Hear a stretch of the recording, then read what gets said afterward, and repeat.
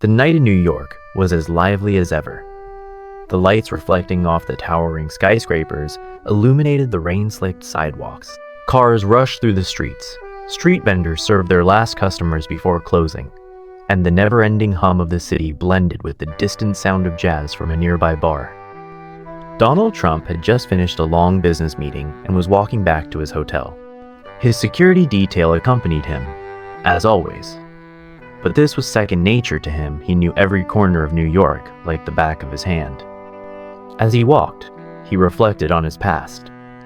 These streets had witnessed both his triumphs and his struggles. The silhouettes of the buildings he had built stood tall, staring back at him like old friends. Just as he neared the entrance of his hotel, something caught his attention. At the corner of the sidewalk, beneath the dim glow of a flickering street lamp, a small crowd had gathered. Their eyes were locked onto something or someone. There were hushed whispers, but no one dared to intervene.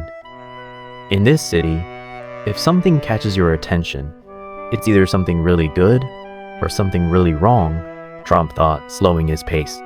Pushing his way through the crowd, he saw the scene unfold. Under the pale light, a man in an old suit stood between two large, intimidating figures. His face glistened with sweat, but despite the fear in his eyes, there was something elsey, quiet resilience. A refusal to back down. "Give me a little more time," the man pleaded, his voice steady but tired. "I told you, I'll pay. I just don't have it right now." One of the men let out a mocking laugh.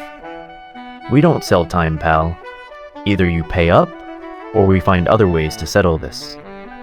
Trump's eyes narrowed. This was New York, a city of opportunities, but also of ruthless takedowns. The man's voice, his posture, the desperation in his plead, all felt oddly familiar to Trump. He had heard similar conversations in the business world, but this was different. This was survival. His security detail leaned in and whispered, "Mr. Trump, we should keep moving. This isn't a safe place." But Trump's gaze remained fixed on the man trapped between his debt collectors. There was something in his eyes, something Trump recognized. A man who refused to give up. With a quiet sigh, Trump took a decisive step forward, his pace quickening as he approached the group. The crowd instinctively parted, murmurs spreading as people recognized him. A few pulled out their phones, ready to record. But Trump didn't care. The two men who had been towering over their victim suddenly stiffened. They turned and found themselves face to face with Donald Trump. "What's going on here?" Trump asked, his voice deep and authoritative. The men hesitated before one of them answered. "This guy owes us money.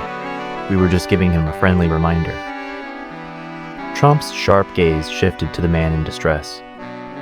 He studied him carefully, the weary lines on his face, the way he held himself despite his fear. "What's your name?" Trump asked. The man hesitated before clearing his throat. "Jonathan Reed." Trump nodded. "What do you do, Jonathan?" Jonathan glanced at the ground. "I used to be an accountant," he admitted. "But things went south. I lost my job during the pandemic, couldn't keep up with rent. I've been taking odd jobs, but it's not enough." Trump stood silent for a moment.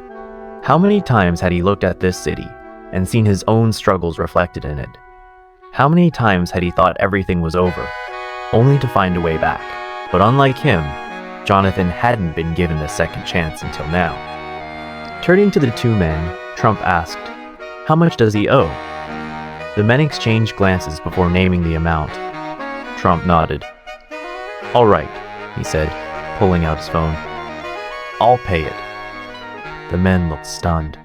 After a pause, one of them crossed his arms and said, "Mr. Trump, this isn't your business."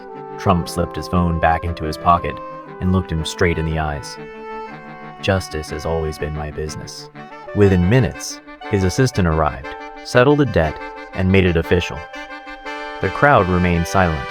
Some looked on in shock, while others, like Jonathan, were on the verge of tears. Jonathan looked up, his voice hoarse. "Mr. Trump, why are you doing this?" Trump gave him a small smile. "Because I've been where you are, Jonathan, and someone once believed in me. Now, it's your turn.